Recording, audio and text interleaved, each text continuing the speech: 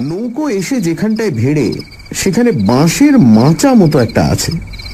জাহাজ ঘাটা হলে অনায়াসে জেটি বলা যেত। সেই মাচাতে নেমে অসহায়ভাবে অনিমেষ একবার চারিদিকে তাকিয়ে দেখল। নিচে ময়ূরাক্ষীর কালো জল নিঃশব্দে বয়ে যাচ্ছে।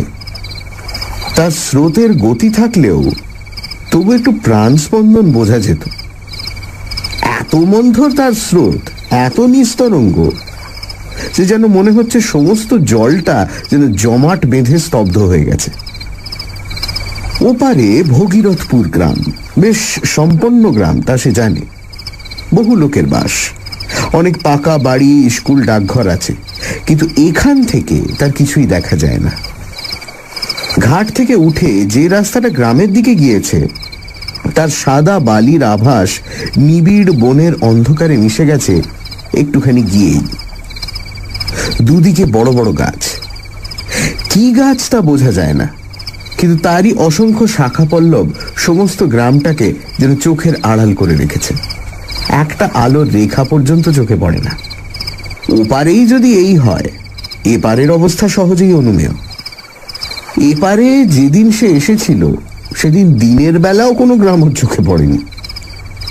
বাসটা এসে একেবারে এই ঘাটের ধারে দাঁড়ায়, যাত্রীরা সবাই ভগীরথপুর চলে যায়। সেদিন অন্তত এমন কেউ ছিল না যে ওপারে কোথাও যাবে। আসার সময় দুদিকে আম গাছের ঘন বন কাটিয়ে এসেছিল, বেশ মনে আছে। হয়তো ছিল কোথাও ঘর বাড়ি, কিন্তু তা ওর চোখে পড়েনি। পারাপারের জন্য একটা খেয়া নৌকা আছে, চওড়া ভেলার মতো প্রকাণ্ড বস্তু, কিন্তু শেষ বাস চলে যাবার পর আর ওপার থেকে কেউ আসবার সম্ভাবনা নেই জেনে সেই ইজারাদারও বহুক্ষণ বাড়ি চলে গেছে নৌকোটা ওপারে বেঁধে রেখে।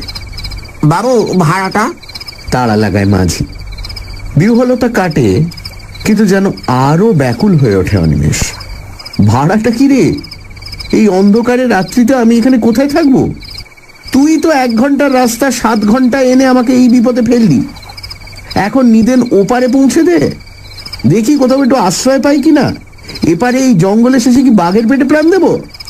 চল ওপারে নিয়ে চল। উটি লাল্লাম আজ্ঞা, উটি লাল্লাম আজ্ঞা। সে কি, কেন রে, কি হয়েছে? তার উত্তরে মাঝি যা বলল তার অর্থ হচ্ছে এই: ওপারে অন্য নৌকা গেলে খেয়ার ইজারাদার বড্ড বকাবকি করে, পুলিশে ধরিয়ে দেয়। সুতরাং ওপারে যাওয়া ওর পক্ষে সম্ভব নয়। অনিমেষ তাকে অনেক করে বোঝালো। ওপারে তাকে ধরবার জন্য ইজারাদার যদি বসে থাকতো তো অনিমেষ তাকেই ডাকতো। শুধু ইজারাদার কেন, জনমানবের চিহ্ন থাকলেও সে মাঝিকে এ অনুরোধ করত না। কোনো মতে নামিয়ে দিয়ে সে চলে যাক, তাতে যদি কেউ তাকে ধরে তো অনিমেষ তার দায়ী, ইত্যাদি সব কথার উত্তরে সেই একই উত্তর, উটি লাল্লাম আজ্ঞা বাবু, উটি লাল্লাম আজ্ঞা। অনিমেষ তখন রাগ করে বলল, তবে তুইও থাক, আমি তো নৌকোতেই রাত কাটাই। আজ্ঞা, উটিও লাল্লাম। শুধু তাই নয়, দাঁড়ের একটা ধাক্কা দিয়ে নৌকোটা খানিকটা দূরে সরিয়ে নিয়ে গেল। টাকাটি শুনে দেন কেন, বাড়ি চলে যাই। তবে টাকাও পাবি না, যা, রাগ করে বলল অনিমেষ। কিন্তু যখন দেখে বুড়োটা সত্যি সত্যি একটা নিঃশ্বাস ফেলে ঘরমুখো হচ্ছে, তখন সে 1 টাকার নোট দলা পাকিয়ে ছুঁড়েই দিল। যা বেটা যা, পথে ডুবে মরিস তো ঠিক হয়, মনে মনে বলে অনিমেষ। ব্যাস, এরপর সব পরিষ্কার। ওপারে ঘন বনের নিবিড় অন্ধকার, সামনে অতল শান্ত জলে তারই রহস্য যেন জমাট বেঁধে, আর এপারে তার চারপাশ ঘিরেও দৈত্যের মতো কতগুলি গাছপালা। সুটকেসটা মাচার ওপর পেতে সেখানেই জেকে বসলো অনিমেষ। বাঘ ভাল্লুক যদি সত্যি আসে তো জলে ঝাঁপিয়ে পড়তে পারবে, এখানেই খানিকটা তবু নিরাপদ। খড় খড় ঝটপট শব্দ করে কি একটা পাখি উড়ে বসলো মাথার উপর। ভয় পেয়ে চমকে উঠল অনিমেষ। কাছেই কোথায় শুকনো পাতার ওপর দিয়ে কি একটা সরীসৃপ চলে গেল বোধহয়। সামান্য শব্দ, তবু বেশ স্পষ্ট। জলের মধ্যে হঠাৎ একটা মাছ ডিগবাজি খায়, ওইটুকু আওয়াজ। কিন্তু অনিমেষের মনে হলো যেন বন্দুকের শব্দ উঠল কোথাও। বিশ্রী লাগছে। তারার আলোতে যতদূর দৃষ্টি চলে বহুক্ষণ ধরে ধরে হাত ঘড়িটা দেখল। মাত্র রাত 9টা। কলকাতায় সবে সন্ধে, কিন্তু এখানে মনে হচ্ছে নিশুতি রাত। এখনো দীর্ঘ সময় তাকে এখানে অপেক্ষা করতে হবে। কখন ভোর হবে, তারপর কখন ইজারাদারের ঘুম ভাঙবে, তবে সে একটু লোকালয়ের মুখ দেখতে পাবে। বাস একটা আসে এখানে সকাল 8টা নাগাদ। সন্ধেতে যেটা এসেছে সেটা কাছাকাছি কোনো গ্রামে থাকে। 7টা নাগাদ এখানে এসে দাঁড়ায়, অর্থাৎ প্রায় 12 ঘন্টা এখন। আচ্ছা, হাঁটলে কেমন হয়? পাশের রাস্তাটা ধরে হাঁটতে থাকলে কি আর গ্রাম একটা পাওয়া যাবে না কাছাকাছির মধ্যে? কিন্তু সেখানে যদি তাকে আশ্রয় দিতে কেউ না চায়, ডাকাত বলে মনে করে। তাছাড়া দুদিকে যা ঘন ঘন বন, যদি বাঘ আসে। মুর্শিদাবাদ জেলায় এসব অঞ্চলে প্রায়ই বাঘ বেরোয়। দরকার নেই বাবা, 10-11 ঘন্টা সময় এরকম করেই কেটে যাবে। ও মশাই, শুনছেন? বাস মিস করেছেন বুঝি? কোথাও আশ্রয় পাননি? অস্ফুট একটা শব্দ করে চমকে ওঠে অনিমেষ, বরং আঁতকে ওঠে বলাই ঠিক। কখন নিঃশব্দে কে পেছনে এসে দাঁড়িয়েছে ওই এইটুকুও তো টের পায়নি। সামান্য কুটো নড়ার শব্দের দিকেও তো সে কান পেতেছিল। কয়েক মুহূর্ত যেন ভয়ে আড়ষ্ট হয়ে থেকে ঘাড় ফেরাতেও সাহস হলো না। কথাগুলো যে বলেছে সে একেবারে ওর পেছনেই এসে দাঁড়িয়েছে, অত্যন্ত দ্রুত, যেন একটা কথা শেষ হবার আগেই আর একটা কথা শুরু হয়েছে। এইভাবে পরপর 3টি প্রশ্ন করে আগন্তুকটিও চুপ করে দাঁড়িয়ে নিঃশ্বাস ফেলছে। অবশেষে প্রায় মরিয়া হয়েই অনিমেষ ফিরে তাকায়। রোগা কালো গোছের একটি মানুষ, খুব বেটে নয়, তাই বলে ঢ্যাঙাও বলা চলবে না। উস্কো খুস্কো একমাথা চুল ও ঘন দাড়ি গোপ। ঘন দাড়ি কিন্তু আবক্ষ বিস্তৃত নয়, মধ্যে মধ্যে কামানো বা ছাঁটা হয় এমন দাড়ি, খোঁচা খোঁচা। একখানা খাটো আধময়লা কাপড় পরনে, কোঁচার খুঁট গায়ে জড়ানো। মোটা ভুরুর আড়ালে কোটরগত চক্ষু, তীক্ষ্ণ দৃষ্টি, নিঃশব্দে শুধুমাত্র চাউনির দ্বারাই যেন অনিমেষের সমস্ত ইতিহাস আয়ত্ত করবার চেষ্টা করছে। বলছিলাম যে আপনি বোধহয় কোথাও আশ্রয় পাচ্ছেন না, না? তাহলে বরং চলুন না হয় আমার কুটিরেই কোনো মতে রাতটা কাটিয়ে দেবেন। হায় রে, কপাল কুণ্ডলারা শুধু উপন্যাসেই দেখা যায়। যাকে নবকুমারের অদৃষ্টতা নয় তা তো বোঝাই যাচ্ছে। তাই বলে কি ওর চেয়ে ভদ্র চেহারার কেউ জুটতে নেই? এই লোকটাকে দেখেই যেন পাগল বলে মনে হয়। শেষ পর্যন্ত এর আশ্রয়ে গিয়ে কি আরো বিপদে পড়বে নাকি? কি বলেন, যাবেন নাকি? আপনি এখানে মানে আমতা আমতা করে অনিমেষ। আমার এখানেই একটা ঘর আছে, এই যে। লোকটা আঙুল দিয়ে দেখায়। সত্যি তো, এই তো, বলতে গেলে তার সামনেই পাড়ের উপর একখানা খড়ের ঘর। ও অঞ্চলে যেমন হয় তেমনি। আশ্চর্য, এতক্ষণ তার চোখে কি হয়েছিল? লোকটি বোধ হয় তার মনের ভাব বুঝেই হেসে বলল, ঘরে আলো ছিল না কিনা, তাই অন্ধকারে টের পাননি। আমিও বাড়ি ছিলুম না, নদীর ধার দিয়ে দিয়ে একটু বেড়াতে গিয়েছিলুম। অন্ধকারে একা একা বেড়াতে আমার বেশ লাগে। এখানে বাঘের ভয় নেই? আছে বই কি, তবে আমার অত ভয় নেই। মরবার ভয় করি না, করে লাভই বা কি বলুন? মরতে তো একদিন হবেই। না, লোকটাকে ঠিক পাগল বলে তো মনে হয় না। চলুন চলুন, ঘরে বসেই কথাবার্তা হবে ক্ষণ। চলুন বলে সুটকেসটা তুলে নেয় অনিমেষ। একখানা নয়, পাশাপাশি দুখানা ছোট ঘর, সামনে এক ফালি দাওয়া। ভেতর দিকে আরো কি আছে তাও নজরে পড়ল না। দাওয়া বেশ ঝকঝকে করে নিকানো, পরিচ্ছন্ন। লোকটি আগে আগে পথ দেখিয়ে নিয়ে গিয়ে ওকে দাওয়াতেই দাঁড় করিয়ে রেখে দোর খুলে ভেতরে ঢুকল। তালা চাবির বালাই নেই, দোর শুধু ভেজানোই ছিল। ঠেলা দিতেই নিঃশব্দে খুলে গেল। ভেতরে ঢুকে আশ্চর্য রকম ক্ষিপ্রতার সঙ্গে একটা আলো জেলে লোকটি বলল, আসুন আসুন, ভেতরে আসুন। সানডে সাসপেন্স, শুধুমাত্র রেডিও মির্চি 98.3 FM এ। It's hot. গল্পের পরবর্তী অংশ ব্রেকের পর। সানডে সাসপেন্সে আজ গজেন্দ্র কুমার মিত্রর লেখা এক রাত্রির অতিথি। অনিমেষ নৌকো করে একটা জায়গায় এসে পৌঁছেছে। ওপারে ভগীরথপুর গ্রাম, কিন্তু জায়গাটি একেবারেই নির্জন। ঘাটের ধারে বাস এসে দাঁড়ায়, কিন্তু সেদিন শেষ বাসও চলে গেছে। মাঝি কোনো রকমে অনিমেষকে নামিয়ে দিয়ে চলে গেল। অন্ধকার রাতে অনিমেষ একেবারেই একা। এমন সময় একটি লোক এসে অনিমেষকে আশ্রয় দিতে চাইল।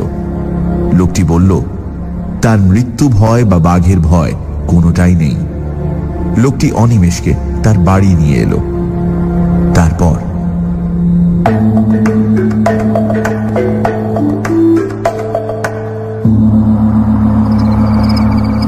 ঘরে আসবাবপত্র বেশি ছিল না।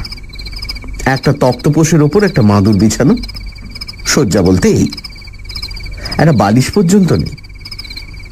এক পাশে একটি দড়ি টাঙানো, তাতে খান্দুই কাপড়।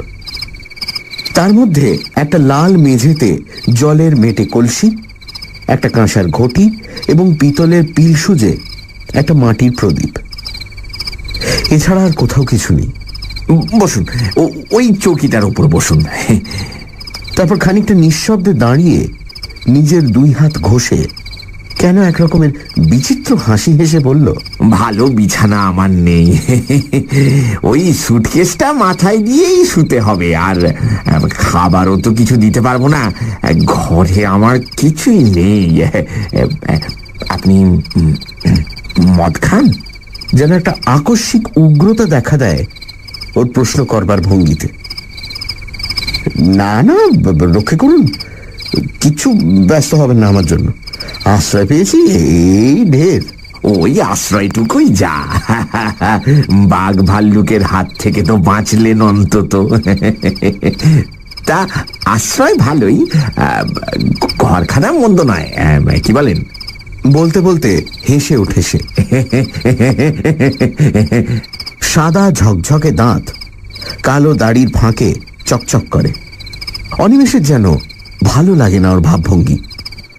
আবারও সেই সন্দেহটা মনে জাগে, পাগলের পাল্লায় এসে পড়ল নাকি। আপনি এখানে কি করেন? আপাতত কিছুই না। আচ্ছা বসুন, আমি একটু আসি। মুখ হাত ধোবেন নাকি? ধুতে পারলে ভালোই হতো, কিন্তু অনিমেষের তখন নড়তে ইচ্ছে করছে না। সে বলল, না না, দরকার নেই। লোকটি বেরিয়ে গেল। অনিমেষ স্তব্ধ হয়ে বসেই রইল। ভালো বোধ হচ্ছে না ওর, কেমন যেন একটা অস্বস্তি হচ্ছে। কি করে লোকটা এখানে? এমন একাই বা থাকে কেন? ঘরে কোনো রকম কিছু খাবার নেই তো নিজে খায় কি? চোর ডাকাত নয় তো? লোকজনকে ভুলিয়ে এনে শেষে ঈশ্বর বাঁচিয়েছে। ব্যাগে ওর খান কতক পুরনো কাপড় জামা ছাড়া আর কিছুই নেই। পকেটেও মাত্র টাকা 6 আছে। কিন্তু একটু পরেই সমস্ত দেহ হিম হয়ে ওর মনে পড়ে এই সব উদ্দেশ্যে যারা নিয়ে আসে ভুলিয়ে, টাকা না পেলে তারা আরো হিংস্র হয়ে ওঠে। তাছাড়া মেরে ফেলে তবে তো দেখবে কি আছে না আছে। ওদের দেশে একবার খুব ডাকাতের উপদ্রব হয়েছিল। তারা একটা লোককে খুন করার পর পেয়েছিল মাত্র একটা আদলা। কখন গৃহস্বামী আবার নিঃশব্দে ওর কাছে এসে দাঁড়িয়েছে অনিমেষ টেরও পায়নি, যদিও খোলা দরজার দিকে চেয়েই বসেছিল সে। আশ্চর্য, লোকটা বলল, বলছি কি, এখনই শুয়ে পড়বেন নাকি? যদি ঘুম পেয়ে থাকে তো আলাদা কথা, নইলে একটু বসি। এই কতদিন লোকের সঙ্গে কথা কইতে পাইনি, বলেন তো দুটো কথা কয়ে বাঁচি আর কি। এখানে তেমন লোকজন তো নেই, আসেও না কেউ। অনিমেষ আবারও পূর্ব প্রশ্নের জের টানল। তা এমন জায়গায় আপনি থাকেনই বা কেন? সেই হাসি গৃহস্বামীর মুখে, তেমনি নিঃশব্দ হাসি। দাড়ির ফাঁকে শুভ্র দন্তের সেই বিজলি প্রকাশ। ভয় নেই, আমি চোর ডাকাতও নই, পাগলও নই। ঘরে কিছু নেই মানে আমার কিছুর দরকার নেই, থাকারও দরকার হয় না আমার। কেন জানেন? তারপর যেন কতকটা অসংলগ্ন ভাবেই বলে ওঠে, আমি আমি সাধক, তান্ত্রিক সন্ন্যাসী। সন্ন্যাসী?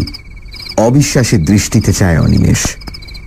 অপ্রতিভ হয়ে লোকটা বলে, না মানে সন্ন্যাসী মানে ঠিক অভিষিক্ত সন্ন্যাসী নই, তবে সাধক বটে। উবু হয়ে ঘরের মেঝেতেই বসল লোকটা। কিছুক্ষণ মৌনভাবে থেকে বলল, তাহলে আপনাকে বলেই ফেলি, সেটা কাউকে কখনো বলিনি, বলবার সুযোগও পাইনি বিশেষ। এই অঞ্চলেরই লোক আমি, বুঝলেন। ছেলেবেলা থেকেই নানা বইতে তান্ত্রিক সন্ন্যাসীদের অদ্ভুত সব ক্ষমতার কথা পড়ে ওইদিকে মনটা ঝোঁকে। মনে হতো আমিও ওই সব সাধনা করে সিদ্ধ হব, তারপর প্রাণ ভরে পৃথিবীর সব ঐশ্বর্য ভোগ করব। আর আমাকে পাইকে, হায় রে, তখন কি আর জানতুম যে ভোগের উদ্দেশ্যে সাধনা করতে এলে সিদ্ধি তো দূরের কথা, সমস্তই খোয়াতে হয় একে একে। এই পর্যন্ত বলে লোকটি চুপ করল। এতক্ষণ অনিমেষও অনেকটা সহজ হয়েছে। লোকটির ভাবভঙ্গি আর কথাবার্তায় সত্য কথা বলছে বলেই মনে হয়। দুশ্চিন্তা অনেকখানি কমে গেল ওর। বাড়ি আমার এই অঞ্চলে নয়, বাড়ি সেই 5 ধুপির কাছে। তা এখানে কেন এলুম? বলছি, দাঁড়ান। বলেছি আপনাকে, ওই ছেলেবেলা থেকেই ওই দিকে ঝোঁক গিয়েছিল। স্কুলের পড়া হলো না, তার বদলে যত সব ওই ধরনের বই পড়তে লাগলো। পড়তে পড়তে বিশ্বাসটা খুব পাকা হয়ে গেল। কিন্তু কিন্তু গুরু কই? 2-1 সন্ন্যাসী যাদের হাতের কাছে পেলুম, দেখলুম সব বাজে, কেউ কিচ্ছু জানে না। অথচ পথ দেখাবে এমন লোক না পেলে এগোবো কি করে? মনটা বড়ই চঞ্চল হয়ে উঠল। খাবার চিন্তা ছিল না, মাথার উপর বাবা, বড় ভাইরা সবাই ছিল, জমি জমা ওই তারাই দেখাশোনা করত। অবশ্য আমি বকুনিও খেয়েছি ঢের, কাজকর্ম কিছু করি না বলে, কিন্তু সেসব গায়ে মাখিনি। তবে যতদিন যেতে লাগলো মনটা ততই ব্যাকুল হয়ে উঠল। শেষমেশ আমার 23-24 বছর বয়সের সময়ে বাড়ি থেকে সামান্য কিছু টাকা নিয়ে বেরিয়ে পড়লুম। বেশ বুঝেছিলুম ঘরে বসে আর কিছু হবে না। এই তীর্থ করে অনেক দেশই ঘুরলুম, ভালো চাকরি বা ভালো বিয়ে করার অনেক সুযোগও পেয়েছিলুম। জানেন, সংসার, বুঝলেন মশাই, মায়ার ফাঁদ পেতে রেখে দেয় সারা জগতে। যাই হোক, সেদিকে মন ছিল না বলে কেউ বাঁধতে পারল না। কিন্তু আসল যা উদ্দেশ্য, তাও তো কিছু হলো না। এমনি ভাবে যখন ক্রমশ হতাশ হয়ে উঠেছি, তখন একদিন বাড়ি ফেরার পথে, বলতে গেলে ওই বাড়ির কাছে এসে হঠাৎ একজনকে পেয়ে গেলুম। বক্রেশ্বরের শ্মশানে এক সাধু থাকেন শুনলুম। উলঙ্গ থাকেন শ্মশানে শুয়ে, কেউ খেতে দিলে খান, নইলে এমনি থাকেন। কাঁচা মাংস, পাতা লতা, এমনকি বিষ্ঠা খেতেও তার আপত্তি নেই বোধহয়, এমনই নিষ্পৃহ তিনি। খোঁজ করে করে গেলুম। প্রথম তো দেখাই পাওয়া যায় না, শেষে 3 দিন ধন্না দিয়ে পড়ে থাকতে দর্শন পেলুম। বিপুল দেহ, তীক্ষ্ণ দৃষ্টি,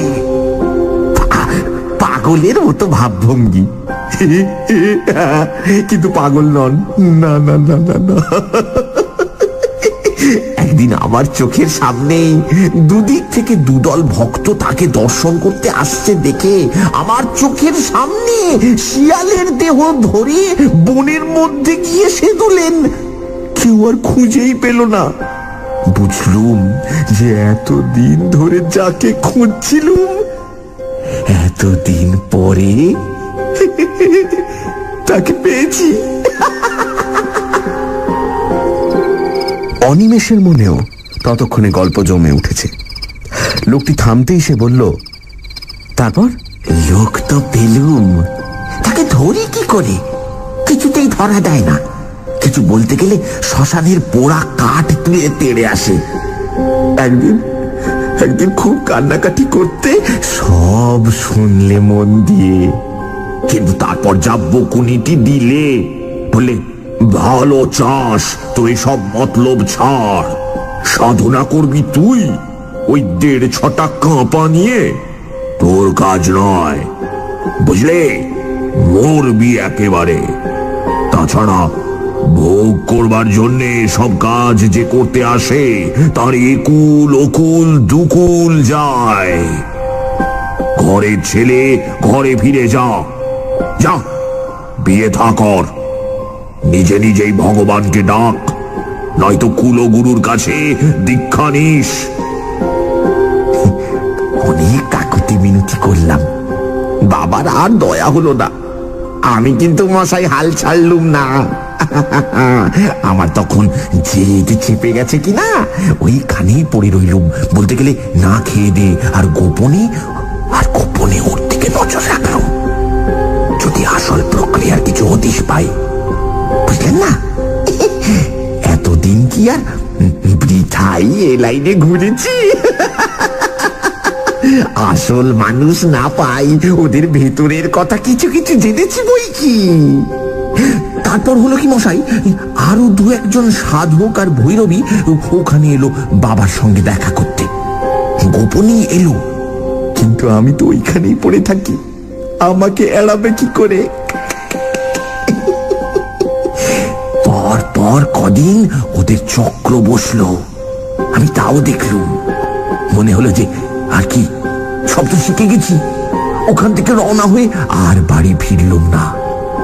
নির্জন স্থান, অথচ শ্মশান, লোকালয় কাছে, এইরকম খুঁজতে খুঁজতে এসে পড়লুম। পথে নলহাটিতে একজন তান্ত্রিকের কাছে দীক্ষাও নিয়ে নিলুম।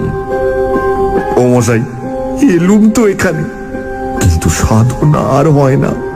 প্রথম দিন থেকে বিঘ্ন। উপকরণ জোটে তো দিন পাই না, দিন পাই তো উপকরণ নেই। শেষে অনেক কৌশল করিয়ে, অনেক নিচে নেমে যদি বা সব জোগাড় করলুম, এই মঙ্গলবার অমাবস্যার রাত পেয়ে যেমন আসন করে বসেছি। কি বিঘ্ন, কি বিঘ্ন! উফ, ধ্যানে মন দেব কি, কিছুতে মনই স্থির করতে পারি না। এখন এটা বাসের রাস্তা হয়ে শ্মশান এখান থেকে সরে গেছে। আগে এখানটাতেই শ্মশান ছিল। এই যে এখন যেখানে ঘর দেখছেন, এই যেখানে আমরা বসে আছি,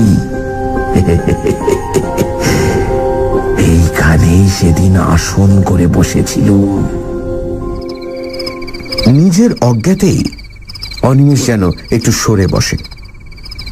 তারপর বলে, আচ্ছা, বিঘ্ন কি রকমের? ভয় পেলেন? শুনেছি তো এরকম সাধনায় বসলে প্রথম নানা রকমের ভয় দেখায়, কিন্তু সেটা শুধুই পরীক্ষা করার জন্য। আপনিও তো সেরকম শুনেছিলেন নিশ্চয়ই, তবে ভয় পেলেন কেন? হাসল লোকটা আবারও। কাউকে ছেলে মানুষই করতে দেখলে বিজ্ঞ মানুষেরা যেমন হাসে, কতকটা তেমনই হাসি। বলল, জানে তো সবাই, কিন্তু শোনা এক জিনিস আর অভিজ্ঞতাটা আর এক। তেমন অভিজ্ঞতা হলে বুঝতেন। শুনবেন? হ্যাঁ, শুনবেন কেমন?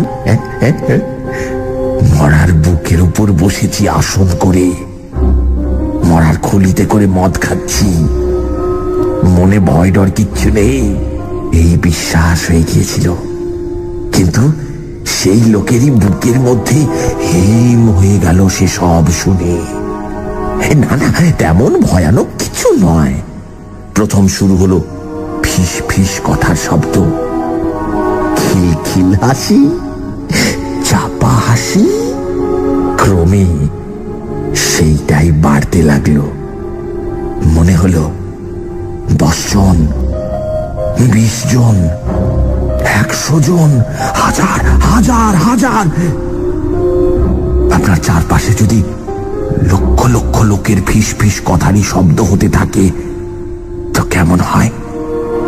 আর তার সঙ্গে চাপা এক ধরনের খিলখিল হাসি।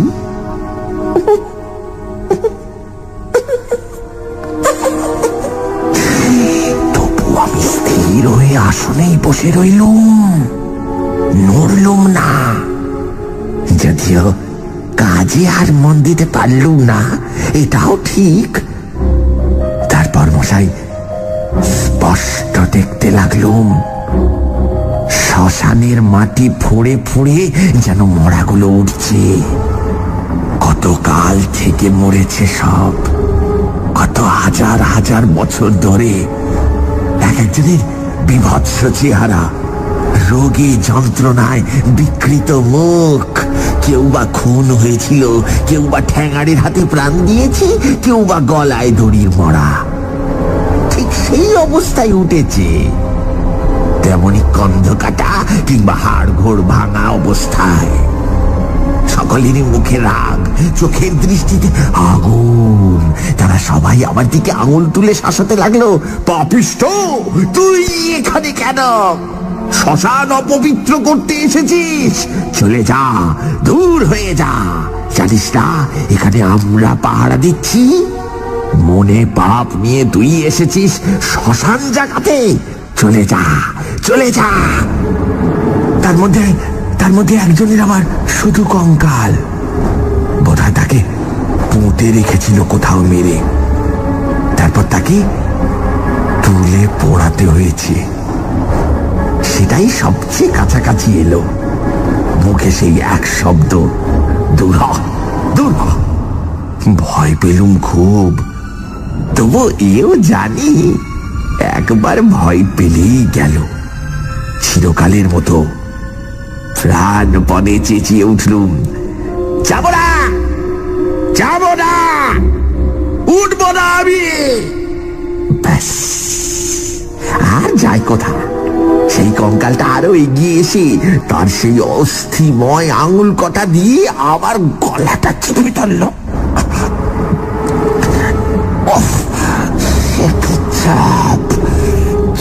কি চাপ, যেন মোটা লোহার সাঁড়াশি। কত চেষ্টা করলো মুক্ত হবার, কিন্তু সে বজ্র কঠিন মুষ্টি খোলে কার সাধ্য? দম বন্ধ হয়ে গেল।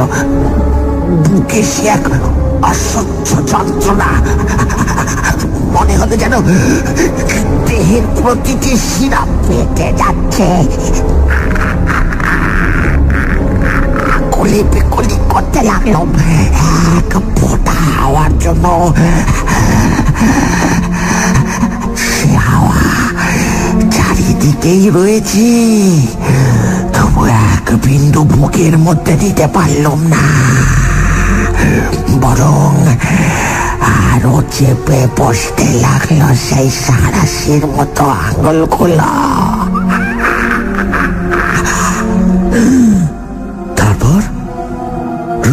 দীর্ঘশ্বাসে প্রশ্ন করল অনিমেষ।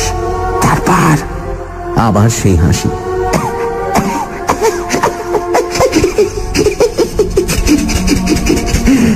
তারপর আর কি? মুক্তি। সেই থেকে ঘুরে বেড়াচ্ছি এখানেই, কাজ নেই, কামাইও নেই, জায়গাটার মায়া ছাড়তে পারি না। সবচেয়ে কষ্ট হয় কথা কইবার লোক নেই বলেই। কিন্তু কথা কইতে গিয়েও একটা অজ্ঞাত আতঙ্কে অনিমেষের যেন গলা কেঁপে যায়। আপনি মুক্তি পেলেন কি করে? তা আমিও জানি না। এক সময় দেখলুম যে আমি দাঁড়িয়ে রয়েছি আমারই ভূতপূর্ব আশ্রয়, অর্থাৎ কিনা দেহটার পাশে। যারা এসেছিল তাদেরও তো কাজ শেষ, তারাও সব যে যার মিলিয়ে গেছে। এক কথায় সব কিছুর শান্তি।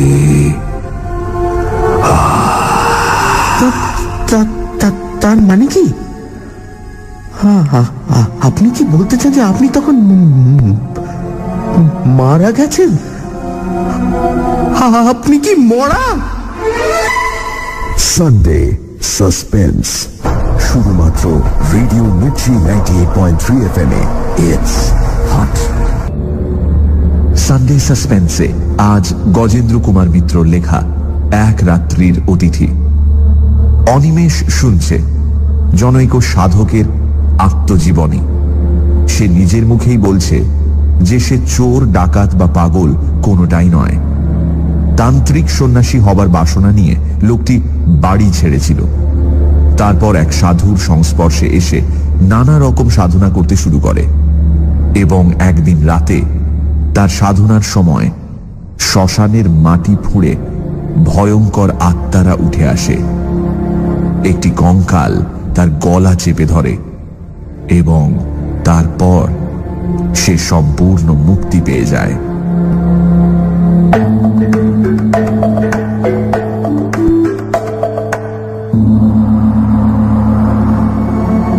প্রশ্নের শেষ অংশটা আকস্মিক আর্তনাদের মতো চিৎকারে পরিসমাপ্ত হয়। কিন্তু প্রশ্ন সে করছে কাকে? কেউ তো নেই, শুধু সে একা বসে আছে ঘরে। বাকি জিনিসগুলো ঠিক আছে, পিদিমটা তেমনই চলছে, শুধু উবু হয়ে বসে যে লোকটা কথা বলছিল সে আর নেই। কোথা দিয়ে গেল লোকটা? কখন উঠে গেল তার চোখের সামনে দিয়ে? বারবার এই ব্যাকুল প্রশ্ন ওর মনে উঠতে লাগলো, কিন্তু উত্তর দেবে কে? খানিক পরে আসল প্রশ্নটা আবার প্রবল হয়ে উঠল। তাহলে কি লোকটা যা বলে গেল তাই সত্যি? ও লোকটা মানুষ নয়, অশরীরী, বিদেহী আত্মা। খাবার কিছু লাগে না ওর, বলেছিল বটে। মরবার ভয় নেই। গায়ে কাঁটা দিয়ে ওঠে অনিমেষের। কিন্তু সে শিক্ষিত ছেলে, বিজ্ঞান পড়া ছেলে। এসব মিথ্যা কল্পনা, আত্মসম্মোহন বলেই জানে। সে বিশ্বাস করবে না এই কথা যে বিংশ শতাব্দীর মধ্যভাগে বসে সে ভূত দেখেছে। আচ্ছা, পেছনে ছায়া পড়েছিল কি ওর? মনে করবার চেষ্টা করে অনিমেষ। সত্যি কি না লোকটা তার সঙ্গে তামাশা করেছে? আগে যা ভেবেছিল তাই? ডাকাত বা ঠ্যাঙাড়ে জাতীয়, ভয় দেখিয়ে গেল, এরপর কাজ হাসিল করা সোজা হবে ভেবে?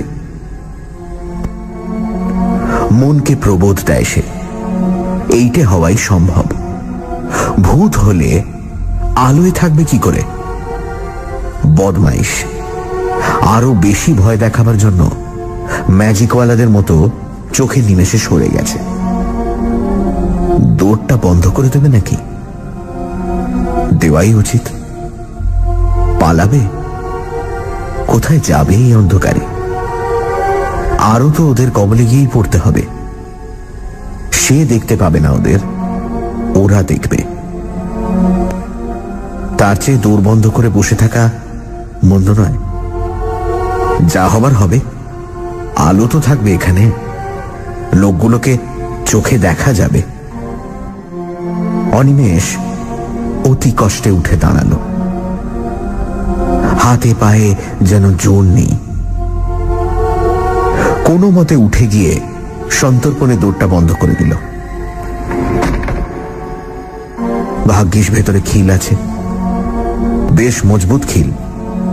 দেখে শুনে ভালো করে বন্ধ করল। যাক, নিশ্চিন্ত। কিন্তু এ কি? হঠাৎ আলো নিভে গেল যে।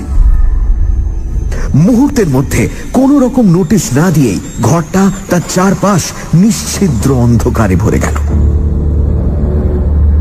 তেল ছিল না, কিন্তু তাহলে তো একটু একটু করে ম্লান হয়ে আসবে।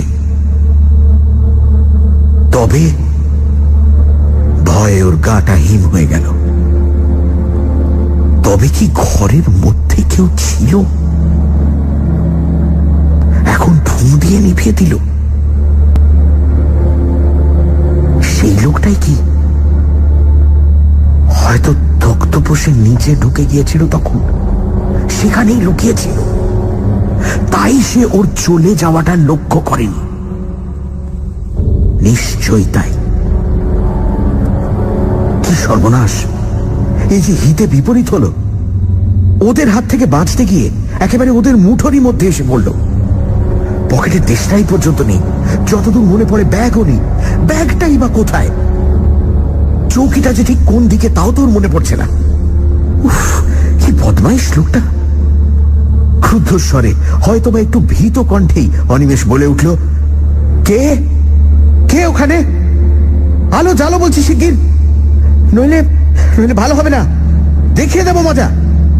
কি হলো, জ্বালালে না? নিস্তব্ধ চারিদিক। কোথাও একটা জনপ্রাণী আছে বলে মনে পড়ে না। রহস্যময় সুগভীর স্তব্ধতা। ঘরে কি জানলা ছিল? তাও তো মনে পড়ছে না। চাই জানলা খুলে দিলে তবু একটু তারার আলো আসে। অনেকক্ষণ চুপ করে দাঁড়িয়ে থেকেও জানলা কোন দিকে মনে পড়ল না। আচ্ছা, একটু এগিয়ে গেলেই তো দেওয়াল। হাতড়ে দেখতে দোষ কি?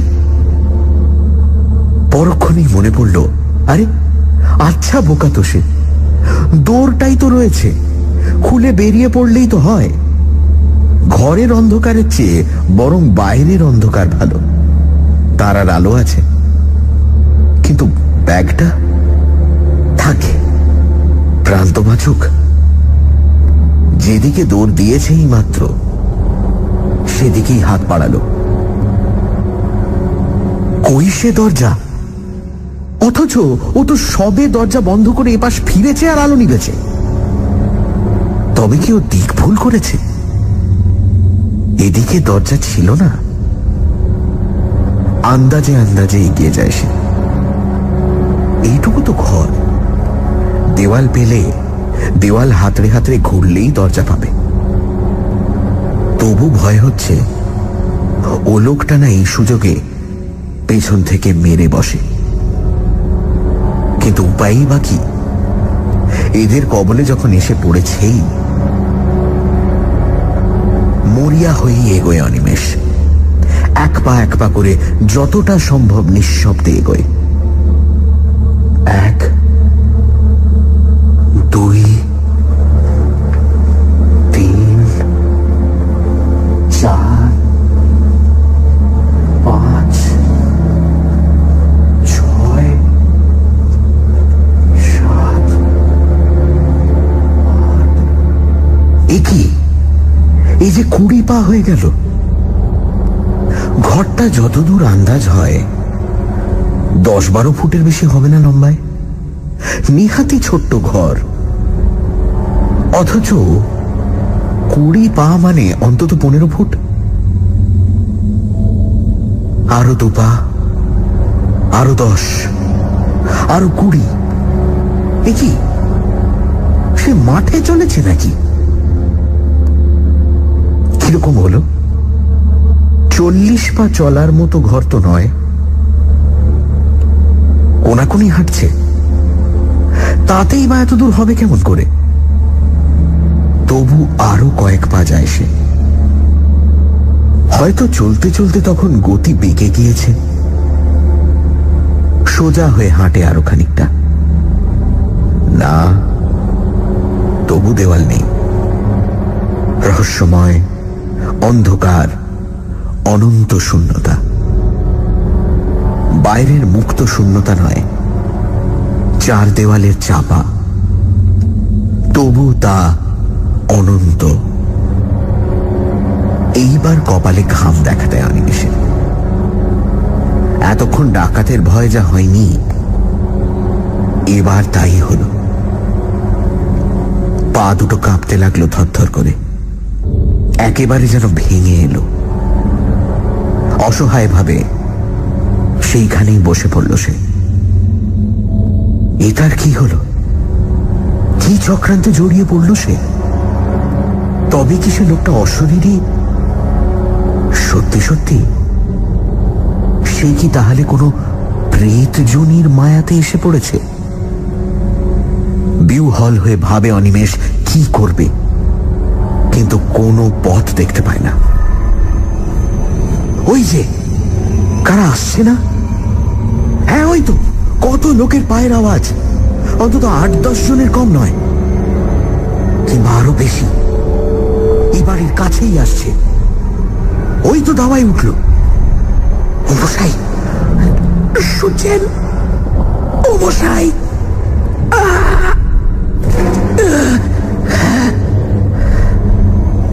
গলা দিয়ে স্বর বেরোল না, ডাকরা শুকিয়ে গিয়েছে, গলা কাঠ।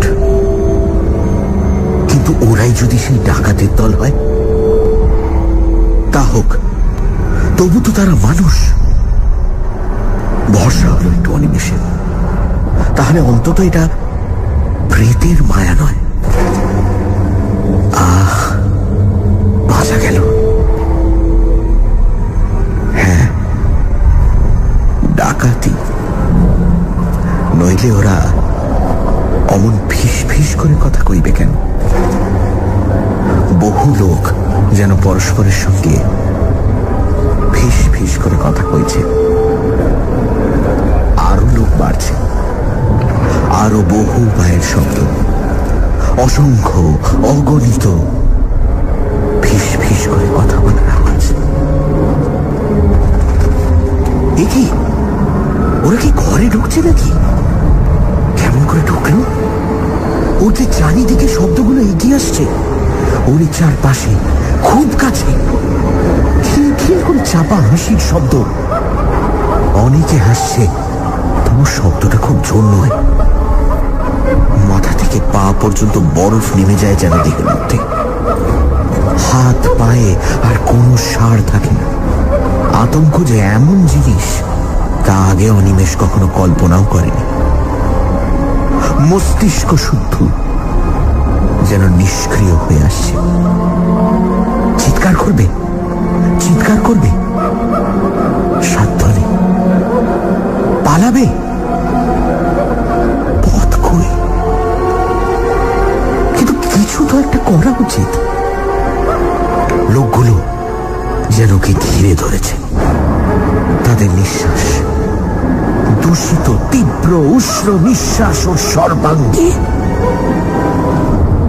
মনে পড়ে গেল লোকটার বর্ণনা। সেও তো এমনই ফিস ফিস শব্দ শুনেছিল, এমনই হাসি। তারপর সেই মৃতের পুনরুত্থান, সেই কঙ্কালের অভিযান।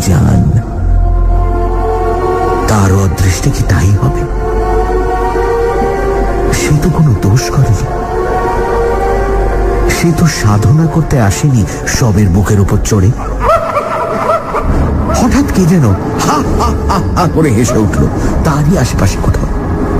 তীক্ষ্ণ চড়া গলার সে হাসি, মনে হলো যেন তার পাশে অন্ধকারকে বিদীর্ণ করে ছড়িয়ে পড়তে চাইছে, আবার চারিদিকে দেওয়ালে ধাক্কা খেয়ে ফিরে আসছে তারই চারিদিকে। বহুক্ষণ ধরে যেন এই হাসির শব্দ ধ্বনিত আর প্রতিধ্বনিত হতে লাগলো তাকে ঘিরে।